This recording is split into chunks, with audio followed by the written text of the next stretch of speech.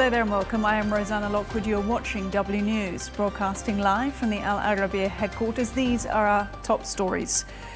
US Secretary of State Antony Blinken urges Israel to capitalize on Sinwar's death and reach a Gaza ceasefire. An Israeli airstrike near Beirut's Rafik Hariri hospital kills at least 18 as Hezbollah fires rockets at a naval base in northern Israel. And with 2 weeks to go until Election Day, Kamala Harris sits down with American broadcaster NBC while Trump meets with Latino leaders in Florida.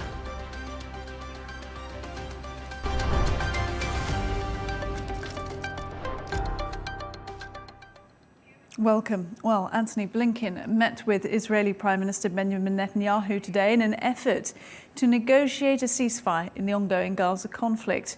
The US Secretary of State urging Israeli Prime Minister Netanyahu to use the killing of Hamas leader Yahya Sinwar as an opportunity to negotiate a ceasefire in Gaza. He also called for increased aid to reach civilians trapped in the conflict, particularly in northern Gaza.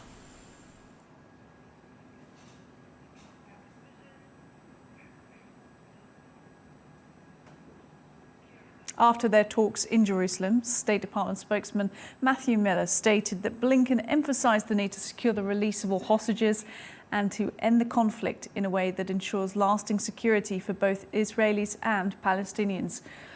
The meeting comes after the killing of top Hamas leader Yahya Sinwar and marks the first stop on Blinken's week-long Middle East tour, which will continue with a visit to Jordan tomorrow. Well, for more, I'm joined now by the UNRWA spokesperson, Adnan Abu-Hasna. So thank you for making time to speak to us once again. And let's just begin with the situation in northern Gaza. We've heard of the UNRWA head's Lazarini's comments. Do you have anything to add? I mean, what can you tell us about the situation there? It is very simply, it is a hell there in the northern part of the Gaza Strip, and especially in Jabalia camp.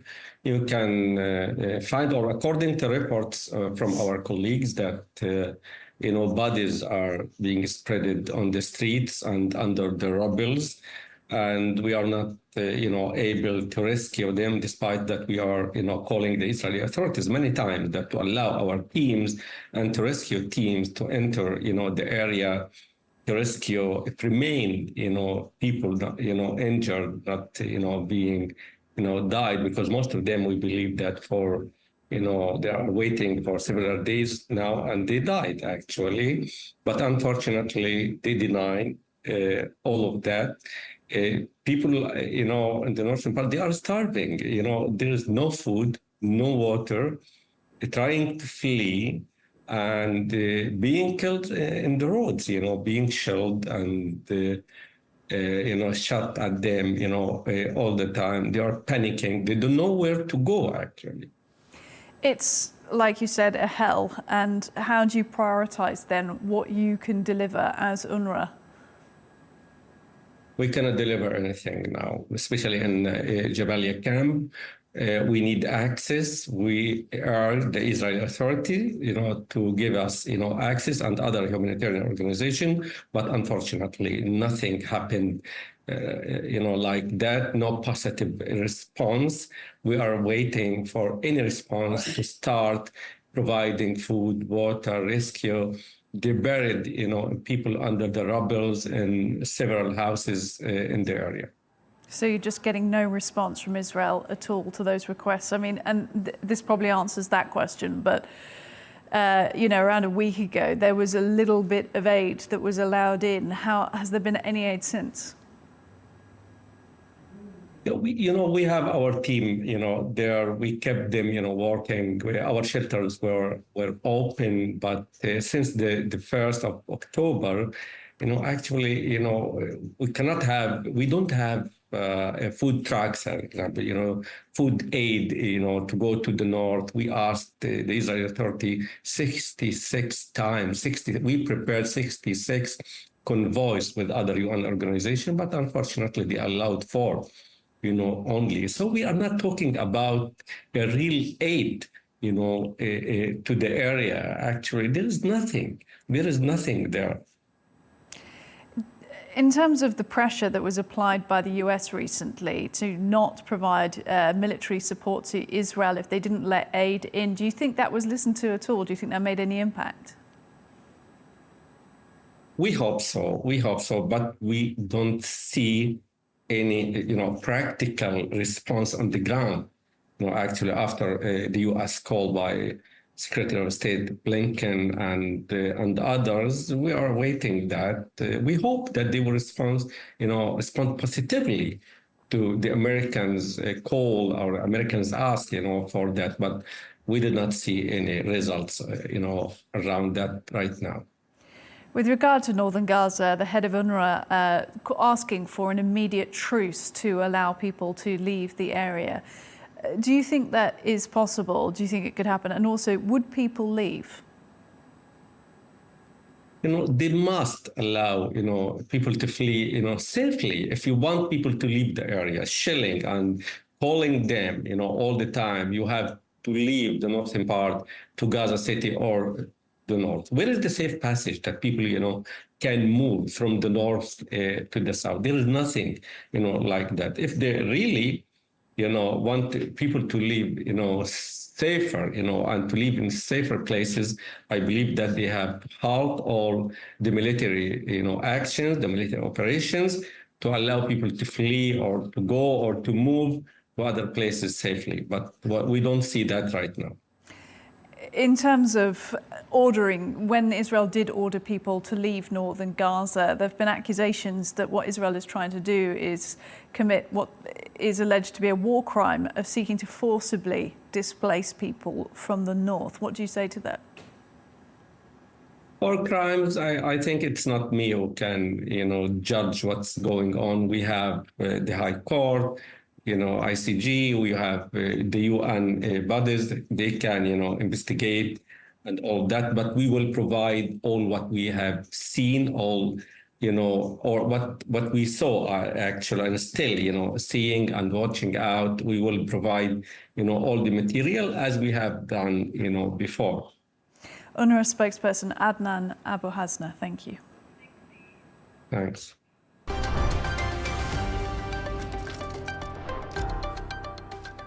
To Israel now, where Hezbollah says it launched rockets at a naval base located near the northern Israeli city of Haifa, following an earlier claim of attacks on positions in the suburbs of Tel Aviv. This marks a significant escalation in the conflict, as it is the first time Hezbollah has employed medium-range missiles in its ongoing offensive against Israel. Hezbollah also claiming responsibility for the drone attack last week that targeted the home of Israeli Prime Minister Benjamin Netanyahu, and acknowledged that some of its fighters have been taken captive by the Israeli army. Well, for more on a lot of that, I'm joined now from Tel Aviv by our correspondent Sarah Coates. Sarah, no let-up in the rockets from the Hezbollah side into Israel. Talk to us about the positions they targeted today.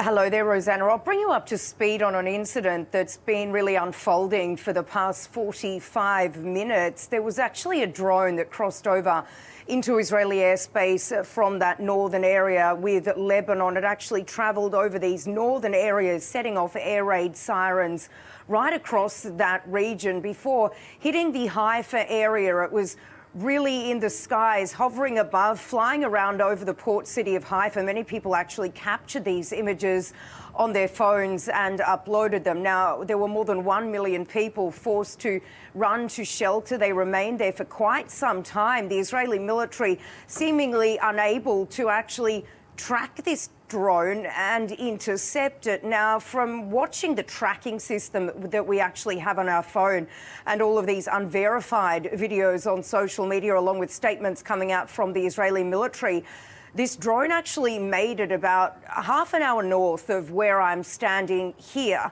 and it's still unclear as to what happened. Now, this is fairly unusual given that it was in Israeli airspace for a fairly long time. The Israeli military seemingly once again unable to shoot this down. And the military's actually just put out a statement, Rosanna, saying that it's now declared this incident to be over. The military still has not located this drone, but it is understood to have fallen in an open area somewhere, with the army now looking for this UAV. Now, in terms of throughout the day, what's been seen on the ground here are basically endless red alert sirens in mainly these northern Israeli communities. But it was around 12 hours ago that red alert sirens, air raid sirens, did ring out here in Tel Aviv. We do understand, and we certainly did hear, that there were around 5 projectiles fired from Lebanon into Israeli territory. 5 of these, as I mentioned, towards central Tel Aviv, central Israel, including here in Tel Aviv. And there were some pretty loud explosions in the early hours of this morning. But certainly you did mention there, Haifa really becoming a target. That is a very vital port city for Israel. And from what we do understand, a lot of the shipping that normally comes into this port has now been halted, Rosanna. And Sarah, just on the political side of things, US State Secretary Antony Blinken had his meeting with Benjamin Netanyahu today. We've got the outcome from that. Did you get the sense from what you've digested from that it was a fairly civilized meeting? Because there has been some tension between the US and Israel recently.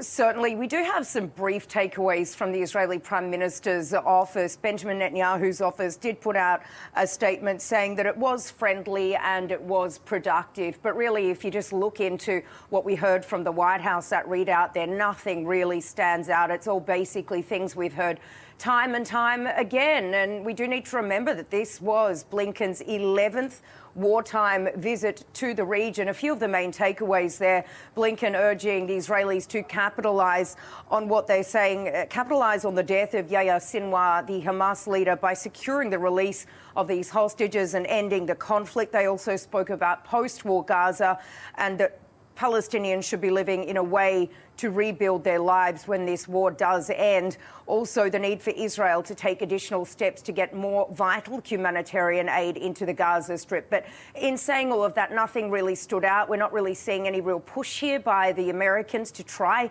and end this conflict. And it doesn't seem as though either side, Israel or Hamas, are really willing to take this any further, willing to get a ceasefire in the Gaza Strip, nor willing to release these 101 Israeli hostages. The Israeli stance remains very firm, and that is fighting will continue in Gaza. While on the Hamas side of things, Hamas has been saying up until just the last couple of days that none of these Israeli hostages will be released until there's a full withdrawal of Israeli forces from the Strip. So in terms of all of that, it really doesn't seem as though there has been any headway made here, Rosanna. Look, let's just cover one more story with you from Israel while we're speaking to you, because it's one interesting. Police in Israel arresting 7 Palestinian residents of East Jerusalem. What can you tell us about that?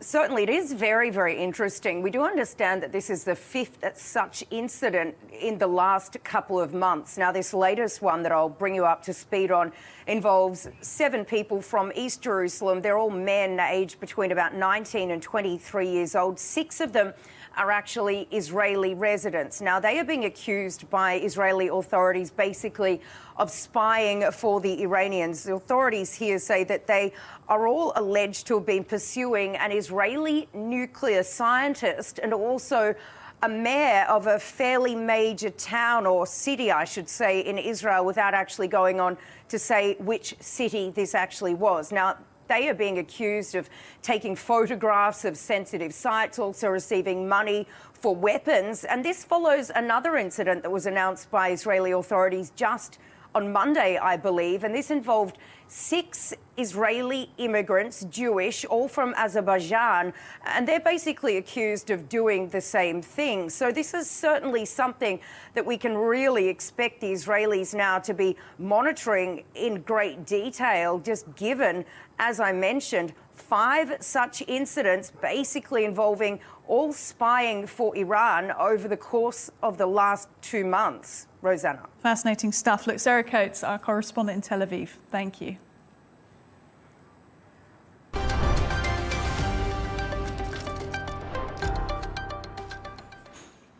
Well, let's head to Lebanon now, where overnight airstrikes near Rafik Hariri University Hospital in Lebanon, the country's largest public health facility, killed at least 18 people and left some 57 others injured.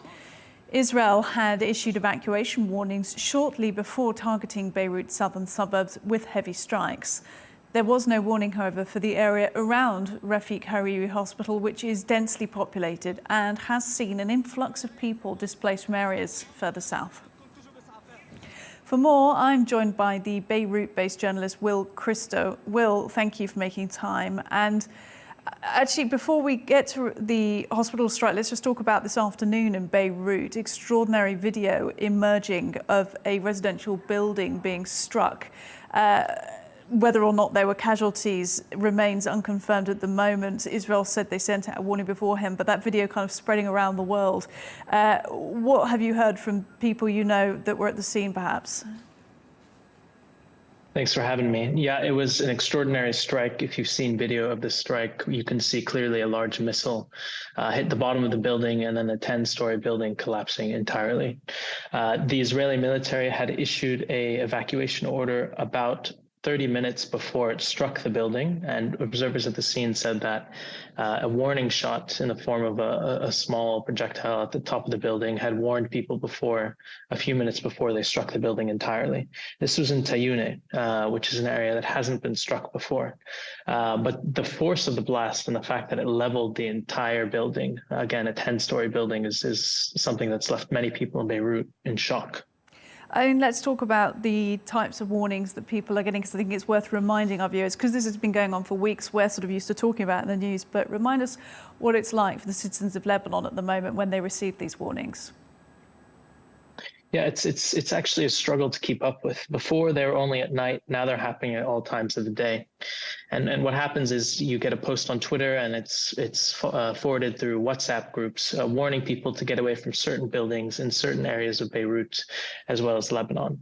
Sometimes you get an hour's warning. Sometimes you only get 15 minutes.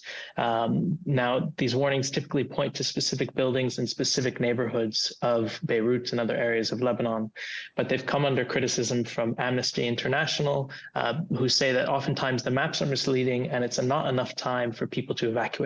And given the fact that these warnings only come over social media, sometimes at 3 in the morning, there's concerns that if someone just doesn't have their telephone on them, or if they're an older resident, they might not have time to flee in advance of airstrikes. In terms of what happened last night, the strike near Rafik Hariri Hospital, I mean, they're still sort of working out exactly the extent of the damage, at least 18 people killed. What's the latest on the justification for that? So Israel said it was targeting a member of Hezbollah, and then accused Hezbollah of embedding assets within civilian populations. I visited the site of the strike today, just 20 or 30 meters away from the entrance of Rafik Hariri Hospital, which is the largest public hospital in Beirut. And it was a very grim scene. What looked like 4 apartment buildings had been collapsed, and families were still standing around waiting for their loved ones to be pulled out. I talked to one man who 6 of his relatives lived there. 4 of his cousins had been pulled out of the rubble, dead. There were children. He was still looking for 2 more. And every now and again, the rescuers would pause and tell everyone to be as silent as possible, tell journalists to turn off their cameras, as they would yell down into the rubble to see if anyone was still under the collapsed concrete. And excavations are still ongoing. It's really, again, a grim scene. Really unbelievably grim. Will, did you think I know you've been a Beirut-based journalist for some time, did you think when you were going to be covering the country that it would get to this? No, For the past year, I've been covering this conflict where it stayed mostly in South Lebanon. And the scenes you would see there of airstrikes, of course, were always horrible, but it would be a single family home that would be destroyed, and the rest of the village would be fine. Now we're seeing scenes that are reminiscent of Gaza. Entire apartment buildings are collapsed, sometimes multiple at the same time, in the middle of a busy city that's densely populated. It's pretty hard to describe just the feeling of how surreal it all is and how it affects the entire city. You have displaced on the streets now, and the smell of ash in the air all over the city, even in areas that haven't been hit yet. What are your concerns about the coming days and weeks? Do you think there is going to be escalation or de-escalation? I couldn't predict escalation, but I certainly don't see de-escalation happening. Yesterday, we had the US envoy Amos Hochstein visit Beirut, where it didn't seem like he had reached any sort of conclusion with his Lebanese counterparts. Reportedly, Israel is asking for amendments to Resolution 1701, which dictates the security dynamics of South Lebanon. They're reportedly asking for the ability to freely navigate over Lebanese airspace and the ability to be an enforcer for what they see as Hezbollah's growth in the country. Amos Hochstein said that no amendments would be made to the resolution, but at the same time said that there needs to be a way to guarantee that it's fully implemented. Israel and the US have accused Lebanon of not standing up to its obligations under 1701 by allowing Hezbollah to build up its armaments in the south. Now, what this might mean in terms of moving forward, it seems like there might be some stumbling blocks in terms of negotiations. Hezbollah said today that it will not negotiate with Israel while fighting continues, and fighting just continues to ramp up. So unless we see a ceasefire anytime soon, it seems like we're not going to reach a negotiated deal. Beirut-based journalist Will Christo, thank you for talking to us. Thanks for having me.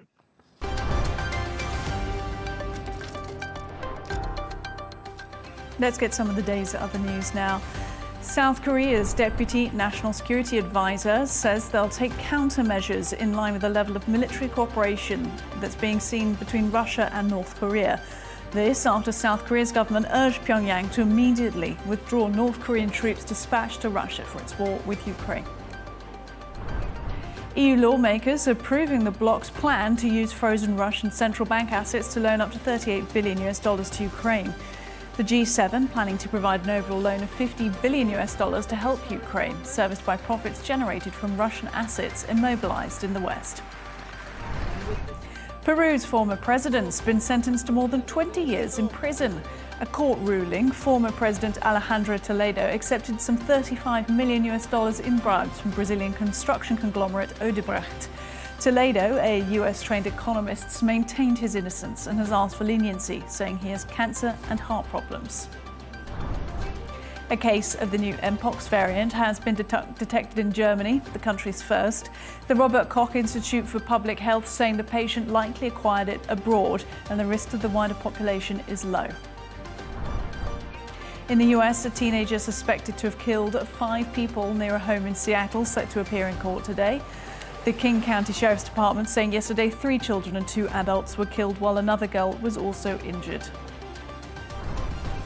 Disgraced Hollywood movie producer Harvey Weinstein's been diagnosed with a form of bone cancer.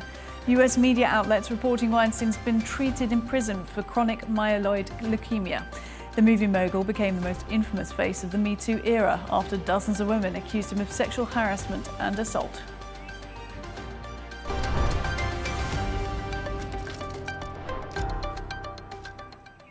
Well, the countdown is continuing. The US election now just 2 weeks away. Nearly 16 million ballots have already been cast in early voting. And as the candidates sprint towards the finish lines, both Vice President Kamala Harris and former President Donald Trump are fighting for every last vote in a race that's expected to be razor thin. Tony Waterman's got the latest. From Detroit down to Houston. As Donald Trump courted the coveted Christian vote at a faith leaders event on Monday night, he appeared to have a come to Jesus moment, telling the crowd he believes A supernatural hand saved him from an assassination attempt last July. I would like to think that God saved me for a purpose, and that's to make our country greater than ever before. In the U.S., Christians vote, and they tend to vote Republican. The former president cast himself as a protector of their values and avoided the vulgar rhetoric that's become a hallmark of his re-election bid. On Tuesday, he'll be courting another critical voting bloc, participating in a roundtable at the Latino Summit. Polling shows Hispanics are increasingly leaning right, and even though Trump isn't expected to win most of their votes, even a point or two shift could make the difference. Vice President Kamala Harris, meanwhile, is taking a break from the campaign trail on Tuesday, instead sitting down for a number of TV interviews. Her focus is to raise the stakes of this race in the mind of voters, to draw a sharp contrast with Trump on every issue, every chance she gets. On Monday, Harris painted Trump as a dangerous choice for president, especially after a Supreme Court ruling earlier this year granted near blanket immunity to U.S. presidents. Before, there was at least some threat of consequence and accountability. That no longer exists. Imagine him with no guardrails. Because all of those folks who worked with him before, they're not those who held him back, who attempted to ensure that he would follow the law, are no longer there. Some of those people, including former Republican Congresswoman Liz Cheney, now support Harris. Cheney confident Republicans will vote their conscience on Election Day. They're going to vote the right way on November 5th. They might not be public about it, but they'll do what they know is right. A 2-week sprint to the finish line, where anything is possible and all bets are off the table. Tony Waterman, Al Arabiya News, Austin. Let's get more now from our chief correspondent, Simon Marks, who's in Washington, D.C. for us. Simon, good to see you. Look, with just less than 2 weeks to go, what were your main takeaways from today on the trail?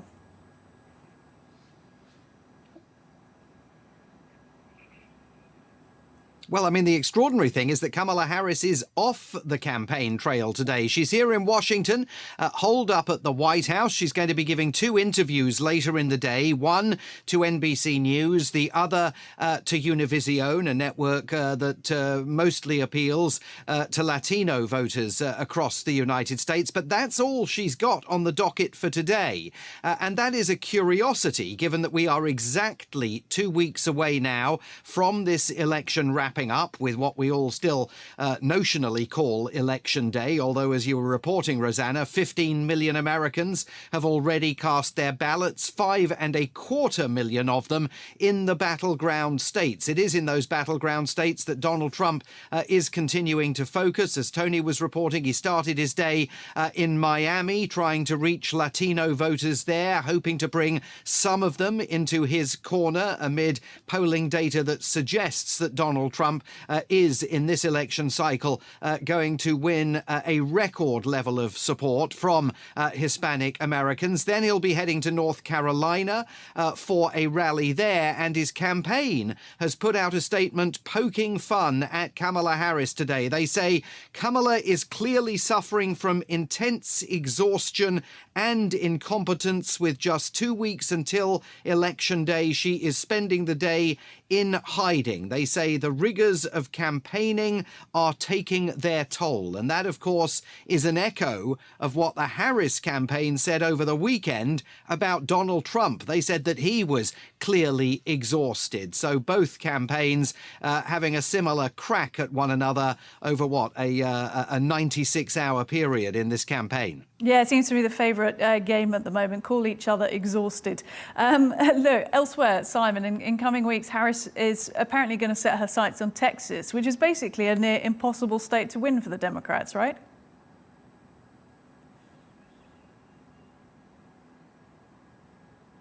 Yeah, it's a very interesting decision. She'll be in Texas this Friday in the city of Houston, and that is more to do with a very competitive Senate race in Texas than I think it is to do with her own personal presidential campaign. I mean, Democrats would love to think that eventually they are going to be able to turn Texas away from being a Republican state, and with every election cycle, they get a little bit closer to that goal. There are demographic changes in the Lone Star State that make it eventually perhaps attainable for them. But what she's really going down there for is to campaign alongside Colin Allred, the Senate candidate for the Democrats, who is trying to unseat Senator Ted Cruz, a Trump-supporting, prominent Republican presence here in Washington in the United States Senate. And some polls suggest that Colin Allred is now within striking distance of taking out Ted Cruz in this election. So she's going to try and supercharge his campaign for him.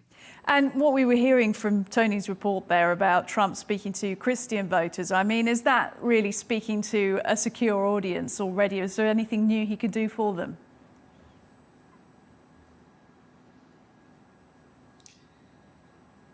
Well, I think it is speaking to a mostly secure audience. He's going to be doing that tomorrow evening in Georgia, I think it is. There's an event taking place in Zebulon, Georgia, where Donald Trump will be holding a Believers and Ballots faith town hall with the lieutenant governor of the state. I mean, clearly Christian evangelicals largely back Donald Trump, but it's not a monolithic community, and there are waverers there that Donald Trump may be hoping to pull across the line. I mean, this race is now so deadlocked. It's so tight. The margins of victory, whether it's Kamala Harris that ends up winning or Donald Trump, so narrow that they really need to make a play for every single vote they can find in these battleground states. And that's one of the reasons why Donald Trump is seeking, I think, to try and persuade some wavering Christian voters that he is worthy of their support. Certainly, senior officials within Christian evangelical organizations argue that Donald Trump delivered for the Christian community in ways that previous Republican presidents have failed to do. And one of them was telling me a few weeks ago that while many American Christians don't admire Donald Trump, his personal values and the way that he chooses personally to live his life in terms of his own personal morality, they do view him as a president who has delivered more to them than any of his predecessors, and they're confident that that transactional relationship will continue if Donald Trump returns to the Oval Office. Interesting colour there, Simon. Thank you. Look, as you mentioned there, the polls are absolutely neck and neck at the moment. We're just less than 2 weeks to go. I mean, is there anything that's going to swing that enormously in either direction?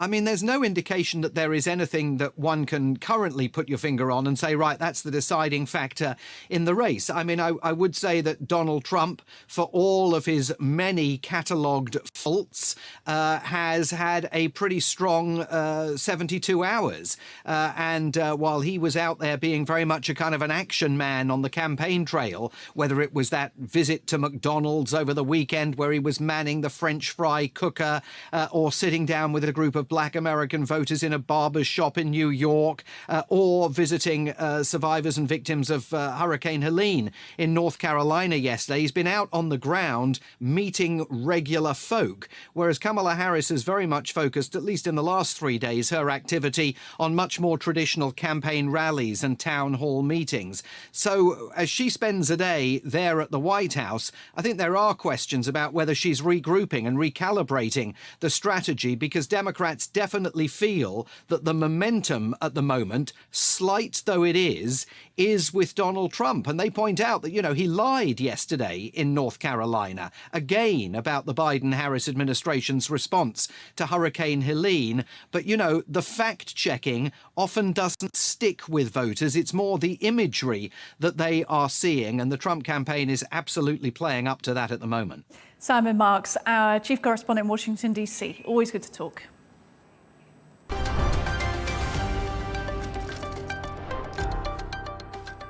Let's get a business roundup for you now. Hyundai Motor India launching the country's biggest initial public offering in Mumbai. The stock listing at $23 and trading down around 4%, giving the company a valuation of around $18.2 billion. It's the company's first debut outside its home market of South Korea. The IMF forecasting global growth is expected to ease slightly to 3.2% this year and remain at that level into next. The fund's chief economist saying they're estimating global inflation will continue to decrease without leading to a global recession. Some sport now, and Barcelona's match against Atletico Madrid in December could take place in Miami.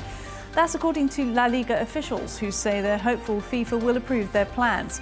It would mark the first time a Spanish league game would be held in the US. Former Manchester United and Uruguay forward Diego Forlan will make his professional tennis debut in an ATP doubles event in Montevideo next month. The 45-year-old, a former junior tennis player, has continued to play since retiring in 2019. He will partner Argentina's Federico Coria at the Uruguay Open ATP Challenger starting November 11th.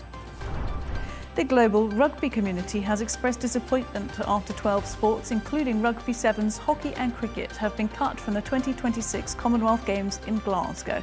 The decision to streamline the event was made following Victoria's withdrawal as host. World Rugby stating it's a setback for fans and players, but emphasising rugby still has a significant role in the future of the Games.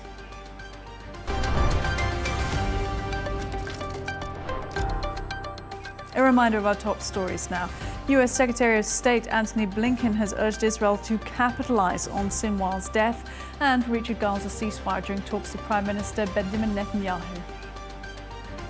An Israeli airstrike near Beirut's Rafik Hariri hospital kills at least 18 as Hezbollah fires rockets at a naval base in northern Israel. And with 2 weeks to go until Election Day, Kamala Harris sits down with American broadcaster NBC while Trump meets with Latino leaders in Florida. That is all we've got time for. Coming up next is Hadley Gamble, and at 1:30 p.m. Eastern Time, join Tom Burgess-Watson for Global News Today, a roundup of top international news with exclusive insights and fresh perspectives from leading experts and influential decision makers.